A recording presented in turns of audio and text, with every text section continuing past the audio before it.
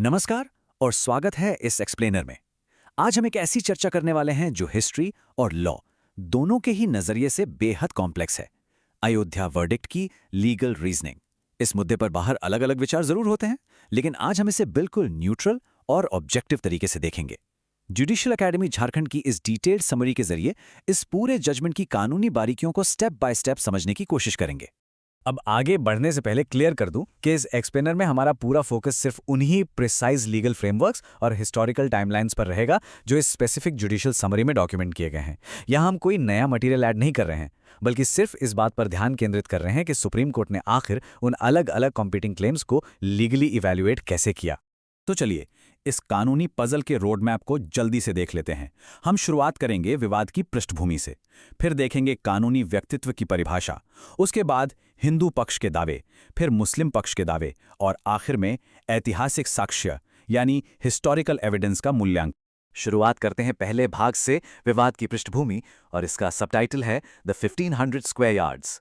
देखिए, ये सारी कानूनी लड़ाई ना अयोध्या के उस 1500 स्क्वायर यार्ड के प्लॉट पर केंद्रित है। एक तरफ हिंदू कम्युनिटी का दावा था कि ये जमीन भगवान राम का जन्मस्थान है, जबकि मुस्लिम कम्युनिटी इसे ऐतिहासिक बाबरी मस्जिद की साइट मानती आई। अब अगर हम इस कानूनी टाइमलाइन को देखें तो 1885 से लेकर 1989 तक कई अलग अलग सूट्स फाइल हुए, लेकिन इस पूरे इतिहास में सबसे अहम साल था 1949। उस साल दिसंबर में मैजिस्ट्रेट ने एक अटैचमेंट ऑर्डर पास किया था और आगे चलकर यही ऑर्डर बाद के ज्यादातर सूट्स के लिमिटेशन पीरियड्स यानी केस फाइल करने की जो आखिरी डेडलाइन होती है उसके लिए एक मुख्य केंद्र बिंदु बन गया। चलिए आगे बढ़ते हैं दूसरे भाग पर, कानूनी व्यक्तित्व की परिभाषा। यहां बड़ा सवाल यह है कि क्या गैर इंसान भी मुकदमा कर सकते हैं? जरा सोचिए, क्या एक पत्थर की मूर्ति या जमीन का एक टुकड़ा कानून की नजर में एक लीगल पर्सन माना जा सकता है? सुनने में ये थोड़ा अजीब लगता है ना, लेकिन प्रॉपर्टी डिस्प्यूट्स को सुलझाने के लिए कई बार कानून को ऐसे ही माइंड बेंडिंग कॉन्सेप्ट्स का सहारा लेना पड़ता है। इसका जवाब हमें कानून के एक बेहद खास कॉन्सेप्ट में मिलता है जिसे ज्यूरिस्टिक पर्सन कहते हैं। असल में ये एक आर्टिफिशियल लीगल एंटिटी होती है। 19वीं सदी के आखिर में ब्रिटिश जजेस ने इसे इंडिया में अपनाया था। क्यों? ताकि रिलीजियस एंडाउमेंट्स का वहां के मैनेजर्स द्वारा गलत इस्तेमाल ना हो। तो एक हिंदू आइडल के केस में होता यह है कि उसके पीछे के पायस पर्पस यानी पवित्र उद्देश्य को ही एक लीगल पर्सन का स्टेटस दे दिया जाता है ताकि आगे चलकर डिवोटीज के इंटरेस्ट को प्रोटेक्ट किया जा सके। और यहां आकर ना कोर्ट ने एक बहुत ही ब्रिलियंट लीगल डिस्टिंक्शन तय किया।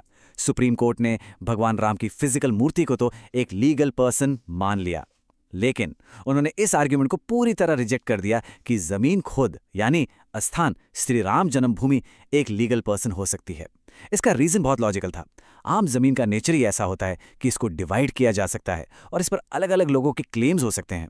अगर जमीन को ही पर्सन मान लिया जाता तो प्रॉपर्टी ओनरशिप के बेसिक कानूनी नियम ही बदल जाते और बाकी सारे क्लेम्स ऑटोमेटिकली खत्म हो जाते। अब आते हैं तीसरे भाग पर, हिंदू पक्ष के दावों का विश्लेषण, जहां हम खासकर सूट 3 और सूट 5 को कंपेयर करेंगे। यहां एक टर्म समझना बहुत क्रूशल है, शेबाइट। कानूनी भाषा में शेबाइट वो ह्यूमन मैनेजर होता है जो मूर्ति की प्रॉपर्टीज को संभालता है और देवता की तरफ से कोर्ट में लीगल प्रोसीडिंग शुरू करने का एक्सक्लूसिव अधिकार रखता है। अगर किसी के पास ऑफिशियल अपॉइंटमेंट डीड नहीं है तो डे फैक्टो शेबाइट बनने के लिए उसे ये साबित करना पड़ता है कि उसने प्रॉपर्टी का कंटिन्यूअस, अनइंटरप्टेड और एक्सक्लूसिव मैनेजमेंट किया है। इस नियम का प्रैक्टिकली क्या असर हुआ? देखिए, सूट 3 जो 1959 में निर्मोही अखाड़ा ने फाइल किया था, उसमें उन्होंने शिबेती राइट्स क्लेम किए थे, लेकिन एविडेंस के हिसाब से वो लगातार और एक्सक्लूसिव मैनेजमेंट साबित नहीं कर पाए। उनका प्रेजेंस इंटरमिटेंट निकला। साथ ही ये सूट टाइम बार्ड यानी लिमिटेशन से बाहर माना गया। लेकिन दूसरी तरफ 1989 का सूट 5 एक अलग ही दिशा से आया। ये सूट सीधे देवता की तरफ से एक नेक्स्ट फ्रेंड ने फाइल किया था और कोर्ट ने इसे लीगली मेंटेनेबल यानी वैध माना। तो आखिर देवता की तरफ से कोर्ट कौन आ सकता है? सुप्रीम कोर्ट ने इसके लिए एक exact step by step framework बनाया। स्टेप 1, ये साबित करना पड़ेगा कि कोई ऑफिशियल शेबाइट मौजूद नहीं है। स्टेप 2, ये दिखाना होगा कि अगर कोई डी फैक्टो शेबाइट है भी तो वो या तो एब्सेंट है या फिर आइडल के इंटरेस्ट के खिलाफ काम कर रहा है। जब ये दोनों बातें साबित हो जाती हैं तब आता है स्टेप 3, जहां कोर्ट उस नेक्स्ट फ्रेंड के इरादों को केयरफुली स्क्रूटनाइज करती है। क्योंकि निर्मोही अखाड़ा कानूनन शेबाइट साबित नहीं हो पाया, इसलिए सूट 5 में देवता की तरफ से नेक्स्ट फ्रेंड का आना बिल्कुल कानूनन सही माना गया। अब चौथे भाग की तरफ मुड़ते हैं। मुस्लिम पक्ष के दावों का विश्लेषण, जिसमें हम सूट 4 और सुन्नी सेंट्रल वक्फ बोर्ड को समझेंगे। 1961 में सुन्नी सेंट्रल वक्फ बोर्ड ने सूट फाइल किया था। इसमें एक बहुत ही इंपॉर्टेंट लीगल आर्ग्यूमेंट दिया गया था, वक्फ बाय यूजर। इसका मतलब सिंपल है कि अगर किसी प्रॉपर्टी का लगातार और लंबे समय तक इस्लामिक फेथ के अनुसार पब्लिक वर्शिप के लिए इस्तेमाल हो रहा हो, तो बिना किसी रिटन डीड के भी उसे कानूनन वक्फ माना जा सकता है। हालांकि लीगल टर्म्स में इसे साबित करने का बेंचमार्क बहुत हाई होता है। आपको हिस्टोरिकली टाइम इमेमोरियल से लगातार इस्तेमाल के ठोस सबूत देने पड़ते हैं। तो इस पर कोर्ट का क्या फाइंडिंग रहा?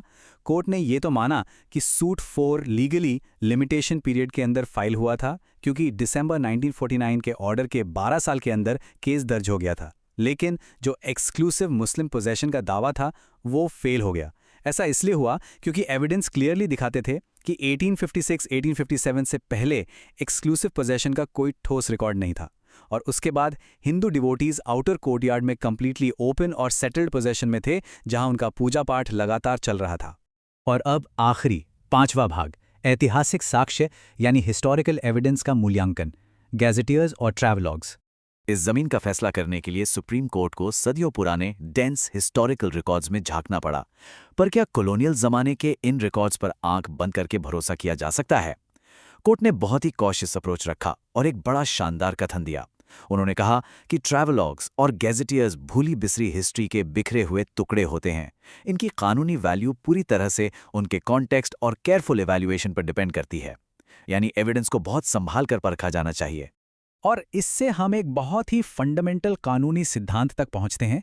कानून की नज़र में इतिहास सिर्फ कोरॉबरेटिव होता है, यानी हिस्ट्री बाकी सबूतों को सपोर्ट जरूर कर सकती है, पर अकेले सब कुछ तय नहीं कर सकती। कोर्ट ने क्लियर कर दिया कि किसी भी कम्युनिटी की आस्था और विश्वास को पूरी तरह एक्नॉलेज किया जाएगा, लेकिन एक सेक्युलर और प्राइवेट प्रॉपर्टी के मामले में सिर्फ आस्था के आधार पर प्रॉपर्टी का टाइटल सेटल नहीं होता। बिलीफ अकेले किसी दूसरे के लीगल राइट्स को नलिफाई नहीं दे सकती।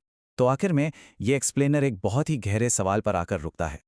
अगर जमीन का टुकड़ा खुद एक लीगल पर्सन नहीं बन सकता और हिस्ट्री सिर्फ एक सपोर्टिंग एविडेंस का काम करती है, तो जस्टिस सिस्टम आखिर सदियों के इस गहरे विश्वास और सेक्युलर प्रॉपर्टी राइट्स के स्ट्रिक्ट फ्रेमवर्क के बीच बैलेंस बनाता कैसे है?